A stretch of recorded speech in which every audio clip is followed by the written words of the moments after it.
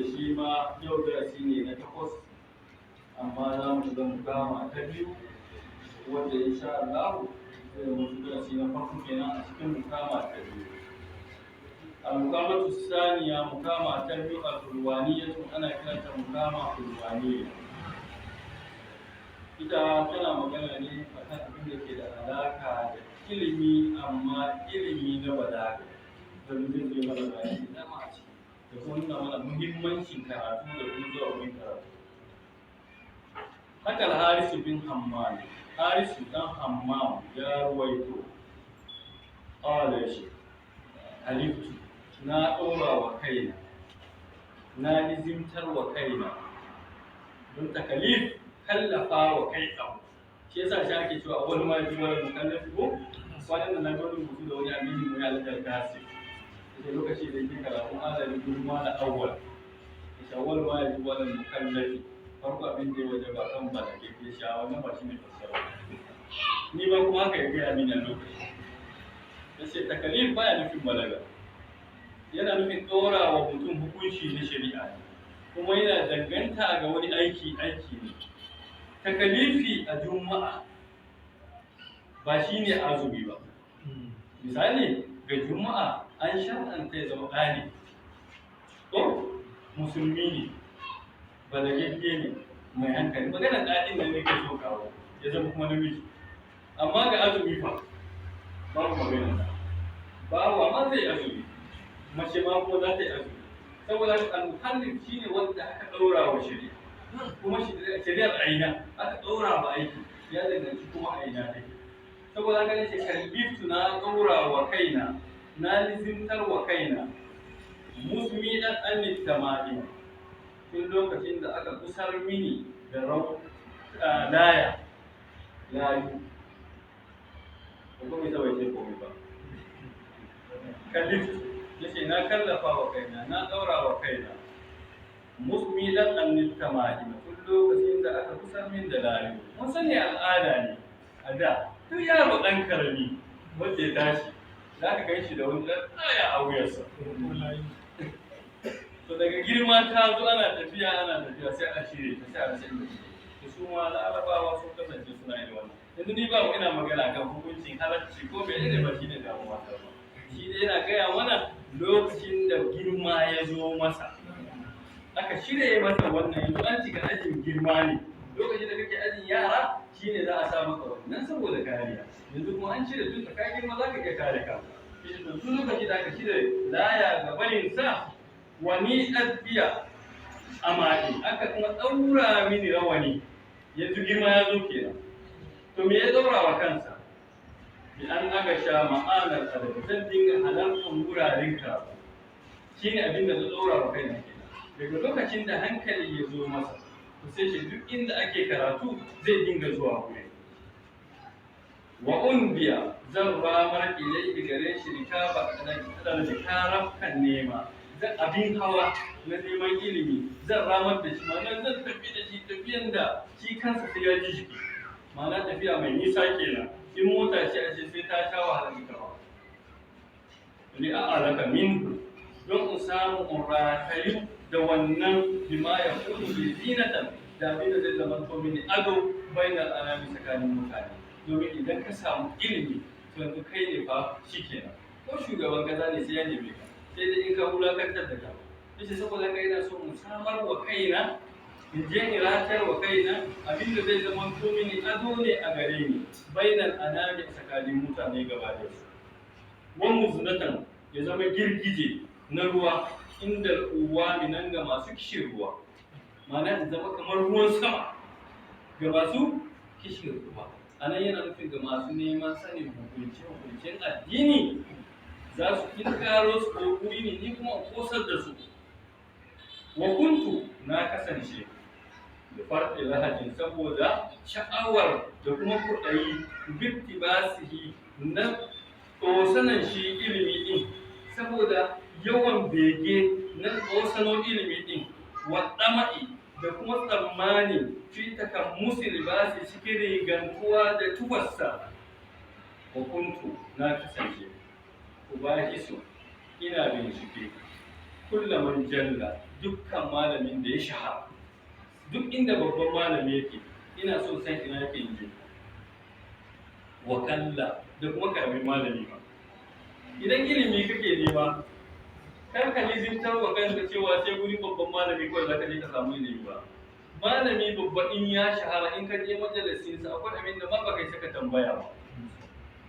saboda bai da lokaci gurin ya cika, saboda haka komai yana sauri, saboda haka yana daga hikimar ilimi in ka je ka sauka a gari ka nemi inda babban malami yake ka makale, ka samu kuma inda karamin malami yake ka makale. Mafi yawan ilimin da zaka same shi ga karamin malami. Mu ɗauke shi ga makarantar boko, malami zai shiga karantar, in ya gama tutorial da za a zo a yi tsakaninka da ɗan uwanka classmate ɗinka sai ka fi fahimtar abin da malamin ma ya karanta. Domin da dama wanda aka yi sarwa sako sai wanda ya inda sakon fahimtar sakon ya fi wanda ya isar masa da sakon. Saboda haka lokaci da yake tunda bukatar sai samu ilimi ne, yace sai na kasance ina nema ina zan samu babban malami, ina zan samu karami. Wa astaski, ina neman shayarwa, ina neman ruwan sha, alwabada da mamako, ruwa mai yawan zuba, duk wannan kinayoyi ne. Ma'ana ina neman ilimi mai yawa a inda ya kamata. Waɗanda da yayyafi, dan kaɗan, idan kana rubuta project ɗinka, in kana so ka tsira ko kuma ka samu abin nan, to ka ba wanda yake sama da kai ya duba maka. Ka dubi wanda yake daidai da kai ya duba maka, ka ba wanda yake kasa da kai ya duba maka, kowa da irin basirar da Allah ya masa. Lokacin da suka gano akwai abin da shi na kasa zai gani wanda na daidai ka ba zai gani ba, akwai wanda yake daidai ka zai gani amma na saman ba zai gani ba. Amma lokacin da kace kai kawai da babban kawai za ka dinga tafiya, to sai lokacin da ka zo kashin al'amari sai abin ya bushe maka gaba ɗaya. Saboda haka dole ka gomayya da wannan yana kama da hikimomi ne na neman ilimi. Wa ta'allam kuma yana hakurkurtar da raina bi asal da ya kusanta. Shine in ka je neman ilimi za ka samu kosawa, za ka ji gajiya, kamar ka dinga ba wa ranka shi ba zan samu wannan abin ba. Amma idan kana ganin lokacin da za ka samu yayi nisa, to za ka bar ladan ka dawo gida. Dole ka zama to kana kusantar da abin kusa. Duk wanda kaga ya je makaranta ya gudu ya dawo, ya je ne da burin kawai ya gama a lokaci ɗaya ya dawo. Amma idan kullum a zuciyarka kana tunanin cewa zan samu yana a gashi nan kusa, to za ka same shi. Wa menene wala Allah, wataƙila ma fa abin ya kusa, yanzu kar gudun tafi kuma ruwan ladana, to kafin kankara sai ka ce bari kana zo na kuma ka zaka kai wannan shekaru. Wannan ma halattun ruwana, yace lokacin da na sauka birnin Kulwana, wa kan farautul ikwana sai na jarabi yan uwa kuma. Wannan shine abu na biyu da zaka kenan. Yanzu kan ka tafi, ka shigo gari, ga abin da kake so. To menene a gaban ka? Shine sai ka jarabci kuma su waye za ka yi mu'amala da su. Kaga waye yake daukar littafi ya shiga nan ya fita nan. Ka dubi wannan ka gani. Wani ne kullum yana hanyar makaranta. Domin in kai abokantaka da mai kasala za ka zama mai kasala. Ya zama kullum wanda kuke karatu da shi yake jiran ka ba kai kake jiransa ba. Kar ya zama wanda za ku tafi da shi makaranta kullum kai ne mai jiransa ba. A'a, ya zama shi yake jiran ka. Yace shine sai na jarrabi abokanai na fara selecting da wa zai yi abokantaka. Ko a makaranta kuma haka yake. Idan kana university ko ina ka duba ka ga wasu waye abokaninka. Wai yace sai na fara da jarabci wannan. Wasu bartul auzana na bi ko duk hotel din gari na duba yaya kudin abincin gurin yake. Domin akwai hotel din da in ka fara shi sati biyu kudin ka zai kare. Amma in ka zazzagayawa za ka je ka samu inda ɗan neran ka 20-50 sai wadatar da kai. In kuma ka tsaya a guri da lokaci dai za ka gudu ka dawo. Sai ka ce abincin garin ma yana da tsada. Alhali kuma akwai inda za ka je ka samu mai sauki. Duk wanda suka yi yawon ilimi sun san wannan. Ko ka bar tuma shana kuma na jarabci abin da ya muni a gani. Wasu abubuwa ne wani yanayi ne wanda in ya zo bai da daɗi. Zafi, sanyi, menene wanne ne yake cutar da ni? Wazana, wanne ne kuma yake kawaitarwa? Ma'ana hankalinka dole ka nazarci dukkan wayannan abubuwa ne. saboda su ne za su taimaka wa zaman kace to yana cikin wannan alfaitu biha ba zai sauji sai ga ni karam da abu zai sauji ya takallamu yana jujjuyawa fi kawani bil intisabi cikin majuyan nan na dangantaka yace shi dan suwa ne a can kuma ka same shi dan kuma suwa ne yana ta yau da wani amma ni na san wane ne shi wai kabil yana farauniya yana kai kawo kenan fi asalibil iktisabi cikin zurin nan na sururi na neman kuɗi na kasuwanci kuma wa yadda ikarata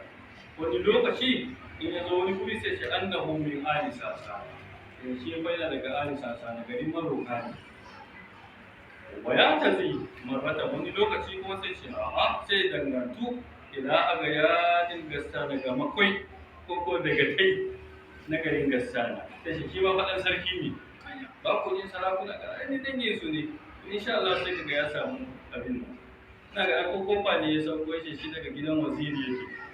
cikin sauri za a bashi masauki za a kwanta ya bada masauki waya rusu daura wani lokaci kuma sai kaga ya fito fi shi'ari shu'ara'i a cikin tufan nan na mawaka nan ka ganshi da shi marufi ne nan ka ganshi shi dan sarauta ne wani lokaci ko shi kwararre ne a waka wayar basu hina wani lokaci kuma ya sa kibarar kwara'i rigan manya in ka ganshi kaga babban mutum ya yi rawani ya daura wannan ma talawuni halihi tare da shashanjawan halinsa wata bayyana ta halihi da kuma bayyana rashin gaskiyarsa yutahalla ana neman aduntuwa bin wa'ihi da kyau fuskarsa kowa yana sha'awar ya rayu da shi saboda me duk inda ya je abin da zai yi abin sha'awa ne saboda ga duk da wannan zaka mutane kuma suna hakura da shi kowa yana sha'awa wa riwayati da riwayoyinsa wa mudarati da rarrashinsa wa dirayati da ilmomi da yake bugarwa sai zama to mutane suna son mu'amala da shi wa balagati ga ilimin balaga ra'iyati makayanci mai kyau wabaki hati gabara uwa shine a kawo sabon abu lokaci da zaka ga ya ji kuma insha Allah mun ci ga abin zamu yadda yake sai ka ga ya bijirar da wani abu lokaci da kai sai ka ga hankalin mutane ya kawo mudawi a cikin wanda yake abin bi wa adabin da kuma ilimomi barikatin madaukaka wa kadamin gari ni alamin ga duwatsu kulumin duwatsu ilimomi barikatin madaukaka tutarsa ta fi ta kowa ne da saboda me saboda ilimi fakana ya kasance ni mahasini alatihi saboda kyau harshensa sai da mutum jahili ne murakkabi harshen zai amfani ne ba zai yi ba amma in yana da harshe yana da ilimi to in Allah ya tsara ga ya tasiri lokacin Annabi sallallahu alaihi wasallam ya ce da yawa za ku zo gabana da magana wani ku ya kasance ya fi ɗayan ku iya magana kaifin harshensa ya sa ɗauki abin da ba nashi ba in bashi ya ce to da sani fa abin da na bashi ɗin garwa shi mutane annabi da nama tun a lokacin sa kaifin harshe yana tasiri shi yasa ko a kotu in ka ɗauki baki da ku lauya ba inda za ka amma in ka ɗauki korarre sai ka ga lokaci yana jujjuya abin alƙalan ma suna jin tsoronsa ya ce saboda haka saboda kyawun harshensa yulbasu ana mu'amala da shi ana shuɗanya da shi a raƙin latihi duk da illolinsa duk da abubuwan da muka ambata na rashin gaskiya da ke bayyana gare shi wani sa'ati riwayatihi saboda yalwatuwar riwayoyinsa yusba ana karkata ila ruqyatihi kowa yana karkata ga neman ya ganshi wannan fa yana nuna mana muhimmancin ilimi ne in kana so ka zama ka ɗaukaka to ka samu ilimi na ga sai ina alike ko a cikin ta alimi ko akwai waka da ke radina da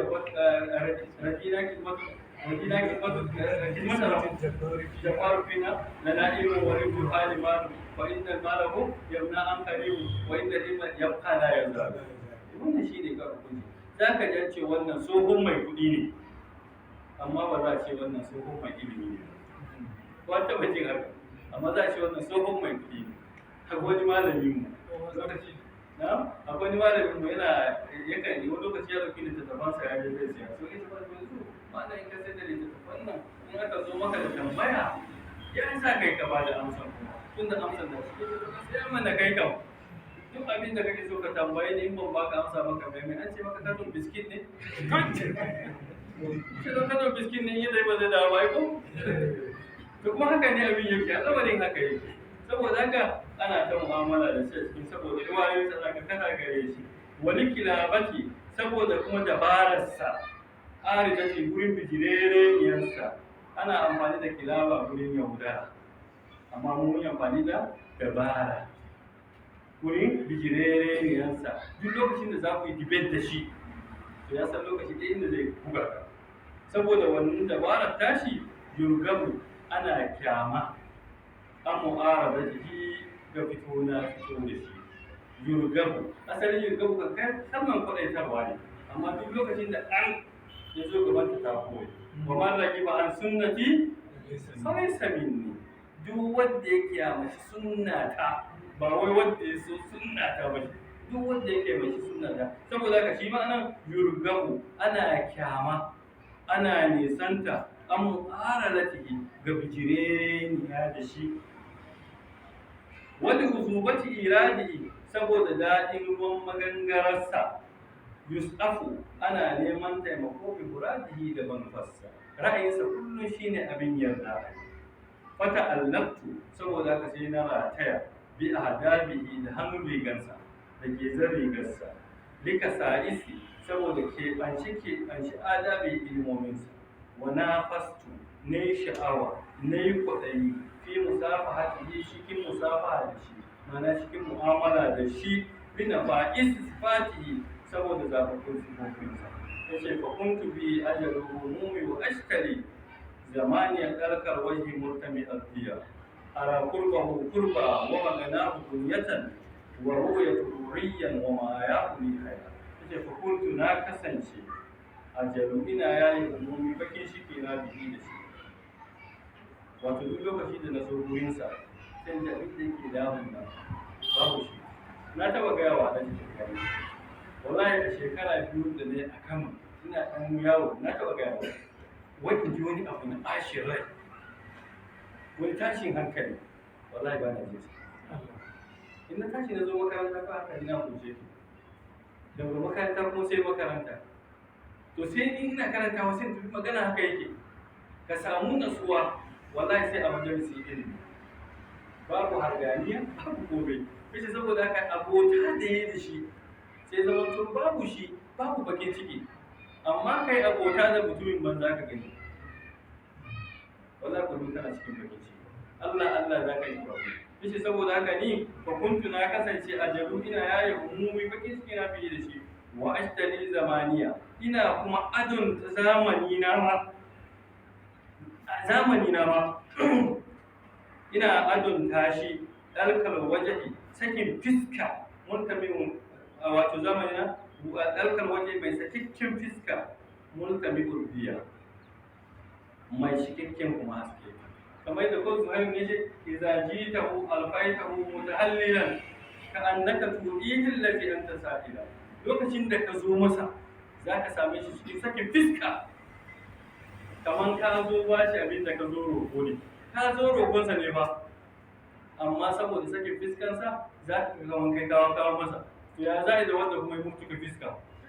wa'ai kan tu anna darfa ka kala marhaban wa ahlan wa sahlan bil hadibi mutayyib yace wa'ai kan tu na sakan kace anna darfa fiska ido ka kala ya ce marhaban alaikum wa ahlan wa sahlan bil hadibi mutayyib sakin fiska shine zai nuna cewa aka gane amma lokacin da ka zo mutum wai tambayi labarin zuciya ko tambayi fiska yace saboda haka dan mu'amala da nake da shi gogayya da nake da shi sai na samu ina yayi zamani na akwai shi ina mai sakakken fiska kuma ina mai cikakken haske ne ina gani kurbahu kusantansa kurba ibada shi